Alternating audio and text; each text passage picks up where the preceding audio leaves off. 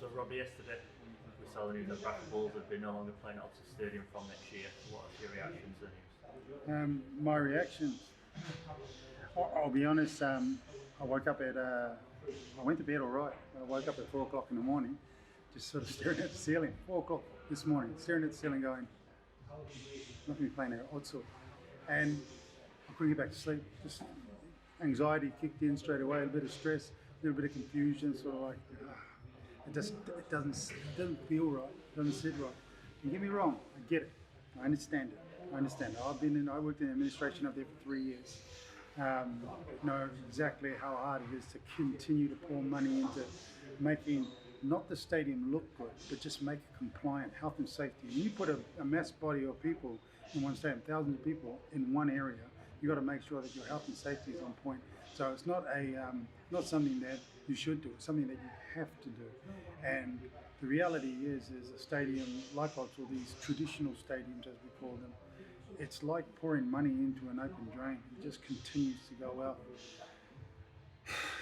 There are a number of different stakeholders that are involved that have input into that as well. So I do understand the rationale, the reason for the move. It's just a bitter, hard pill to swallow because be under no illusion, Odsal Stadium is the spiritual home of the Bradford Bulls. For me, it's one of my spiritual homes. It's the sort of place that I remember lacing my boots up for the very first time in the UK in the British game, running out onto the pitch. My first game ever against Wakefield. Coming off the bench back in the days, we could only have 2 subs in the winter. Now I'm that old. I remember that day vividly, being so much anxiety in my stomach, fear, nerves. You know, I've got to do that badge proud. And it wasn't Bradford Bulls at that point; it was Bradford Northern. And the legacy that went before it, and the players that I got to play alongside of, the likes of Derek Fox and Carl Fairbank, Paul Dixon, just legends of the game. Lloyd Powell, God bless his cotton socks, legends of the game of rugby league from that 1980s, 1990 era. Guys that have been there, done that, worn their Great Britain colours so proudly, and running out alongside them and making sure that you did more than just made up numbers. You proved that was the reason why they reached overseas and brought you over. The risk, which is the risk that's involved. I like to think that I played in the back. I was lucky enough to score 2 tries in my opening home game on debut. And then those next steps as the club left the old game behind, the 1980s game behind, that sort of, and embraced this brand new summer rugby, all singing, all dancing, and literally no one did it better than the Bradford Bulls. It was the place to be. The match day experience, everything was important. Started by Peter Deacon, God bless his cotton socks, followed on by Debbie Charlton, God bless her cotton socks. People have poured their lifeblood into that stadium. Players, administration staff, fans. To see that growth and that legacy that came with the success of that growth and the players that played alongside of it. And for me, a person that came over as a child from New Zealand, grew up with the kids that stood on those terraces. We did something special. We created something special. And I grew up with them. And now I'm an adult and they're adults. And as adults, you learn what the world's really like, and you don't always get things your own way. Yeah, ideally, we'd love to have boundless amounts of cash to be able to pour into that stadium and make it the true home and mecca that we have always dreamed it would be. But sadly, as we understand it, that's not come to fruition. Maybe timing has been a bit tough. You know, we had the recession back in 2007, 2008, that bubble from the banking, and that all come to bear. So there was a lot of, everybody started tightening their belts. And the knock-on effect of that was the trouble that we've seen. Money's not being readily available to sort of reach into the pots of funds from a council point of view. And if you're investing into a stadium, then that's generally where it's working in partnership as a private organisation, which the club is, and working in partnership with the council. And Bradford's had it tough. The city of Bradford's had it tough, and They're trying to, there's a lot of highly motivated people there, as well as at the club as well, trying to work in the right direction, as well as the game. But the timing's just really bad timing. The game is under pressure. The sport has been split into effectively two, with the Super League and the RFL parting company in 2021, and the TV deals that's coming along, and what comes with that. There's a lot of unknown, and it's hard to be able to strategize your way out of it. That's from a financial point of view. From a heart and soul point of view, I just can't. I can't get my head around it. There's not going to be regular rugby down there. I guess it makes the game against Sheffield on the 1st of September that's so much more special. But that's going to be truly the last time the Bradford Bulls run out at Odsal Stadium. And we've got to get there. We've got to get down there and celebrate what an amazing legacy that piece of geography had on not just us personally, but also our families and the city as a whole. And equally as importantly, the sport as a whole. Bradford Bulls were a revolution. They brought the matchday experience to the sport. They showed clubs that there was more to the game than just the outcome of the game, which you can't control. It was all about having a good time and doing it together as a community, walking hand in hand with one another, and growing up with one another, and bringing the next generation of kids, and going there with your granddad, and going there with your grandmother, and going there with your mother and your father, and growing up with them as they got older, and then when you had kids, bringing your kids along, and that legacy. Yeah, I'm the points are full top person, and I always think I'll look at the fond memories that I have running out of that amazing stadium in that unique setting. No other place like it on the planet. You go to a stadium, it's a big thing in front of you. Odsal is laid out in front of you. And everyone always, whenever anyone for the first time goes to Odsal, they always go, wow, it's unique. What an incredible legacy the place has had. And I know a lot of hearts will be broken, but like anything, everything's got to move forward. It's got to move forward. So if this is, and there's still a piece of me that's not believing it. A piece of me that's not believing it. If this is the last time the Bulls lace up and run out at Odsal, then get along. Let's get along and support the team. It is an emotional decision that's been made. I don't think it was made on emotion, and I think a lot of the trouble that has gone on before is because decisions were made on emotion. The decision that effectively what I've read in the papers, but I'm not a part of the administration, is that it's just financially not viable, and I understand that. I do. I've seen the numbers of what it costs to run a competitive team, a team that you can proudly call a Bradford Bulls team. I've seen what that looks like and how expensive that is. And a lot of people don't have the added expense of consistently having to repair an aging stadium, and that's why new stadiums are being built, because they need to get around them. But yes, you're right, it is an emotional time, because what sport does and what a club can do is it brings communities together. It gives everybody a single point of reference, something that they can, you can like different music. That means that you won't be a part of that community, of liking that music. If you don't like that type of music, you're a sub-segment. But everyone can like the sport. It crosses boundaries, it crosses races, it crosses religions, it crosses genders, and everyone can come together and have that reference point and celebrate together. And people enjoy sport for different reasons. Some go to sports just to get rid of their weekly woes and scream and shout and chant. And that's what it's there for, and do it together. And others go there to celebrate. And others go there to have that sense of identity, that sense of community. And many people have grown up on those terraces, brought their families to those terraces, grown old and passed away. And had their ashes shared on the hallowed turf down on the ground and on the surrounding areas around the stadium. And That's what it means.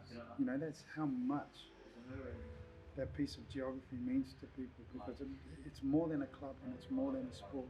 It's a sense of identity. It is a part of people's spiritual fabric. It's, for many people, as close to them as religion is. And for many people, many supporters, it is their family. It is an extension of their family, or like we like to call it in New Zealand, their whānau. So yeah, it's tough. I've spread very, very close friends, if not the best friends, ashes on that turf. And it's kind of, as long as rugby was there, you felt that their spirits were being looked after by those players, and the players were being looked after by their spirits. And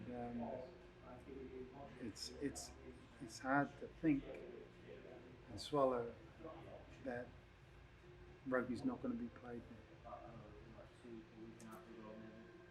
But that's life. There are a number of overriding memories that I have. So many brilliant moments that I had at Old Chief Stadium. I remember the 2005 post-match civic reception. It wasn't down in Bradford City this time. It was actually at the stadium. And that was the last time I played in the Bulls colours officially at that 2005 grand final. And it wasn't public that I was moving on to Huddersfield. It was a really emotional time for me, and almost as emotional as I feel right now, actually. But we chose to celebrate that day. It was a great season. You know, we battled from I think the last 8 weeks of the game, we battled from behind and we just steamrolled the back end of the season. And we played to the ability that we had within the squad.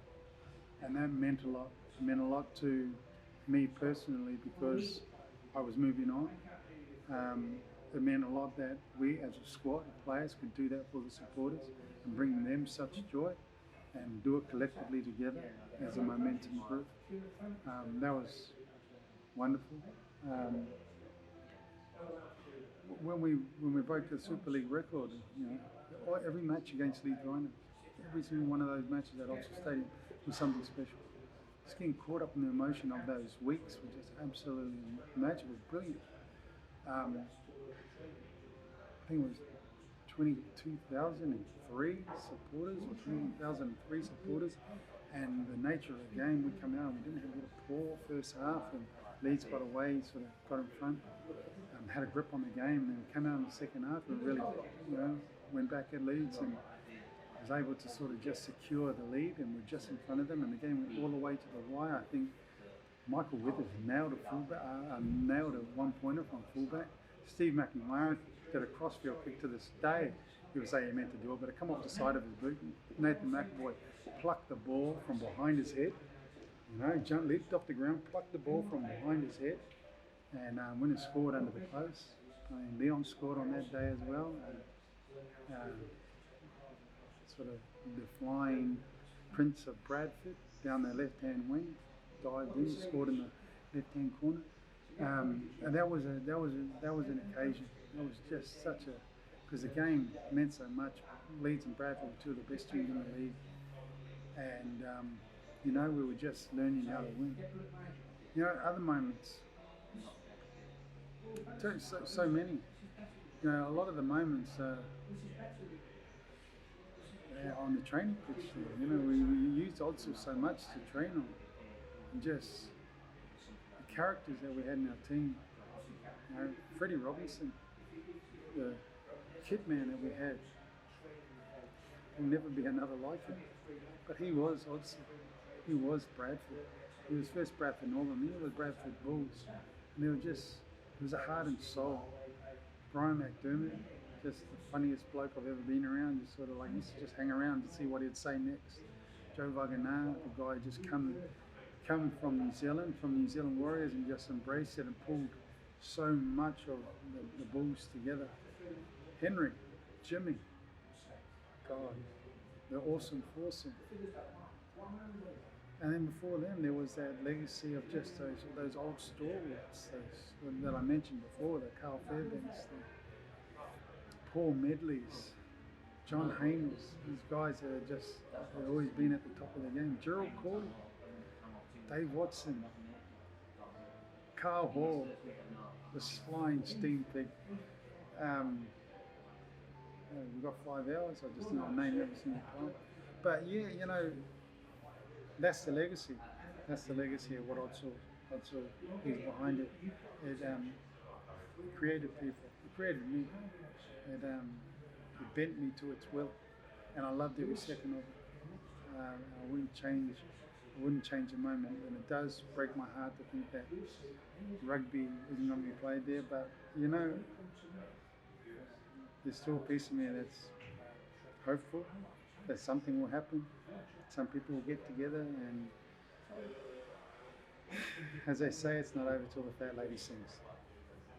Those games between Bradford and Leeds were always epic, and we didn't always get it our way. I like to think the way I remember it, and it might be just my own mind's eye remembering it a certain way, is that we had the lion's share of the success against them. I mean, it was, when I was at the Bulls, it was just before they really hit their stride, as their nucleus of their team came together and really started creating some synergy and went on their big cup Super League run where I think they won 8 trophies in 14 years.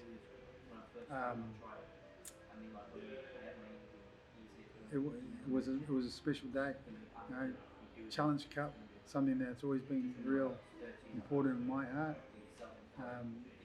I've never been more proud than lifting the Challenge Cup trophy.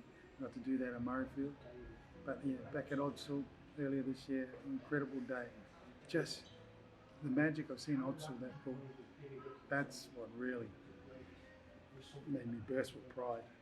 And then the nature of the game, the Bulls just hanging on, doing everything that they could physically do. And they left it all on the field from 1 to 17. There wasn't a single player that didn't. I'm not saying they were all squeaky clean and they were perfect and they didn't make mistakes, they did, but it wasn't through lack of trying. They left it all, and that's how I choose to remember Bradford. Yeah, I expect to be really drunk. No, I'm not drinking at that point. Might do something silly. Streak the field naked. Never got to do it as a player, so I do it as a fan.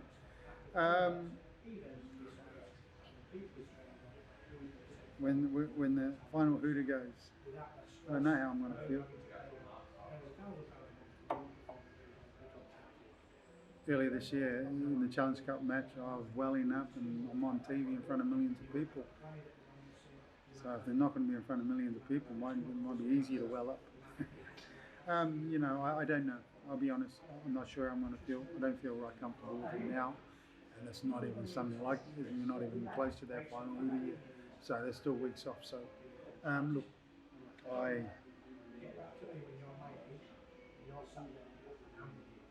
don't know how I'm going to feel. I don't know.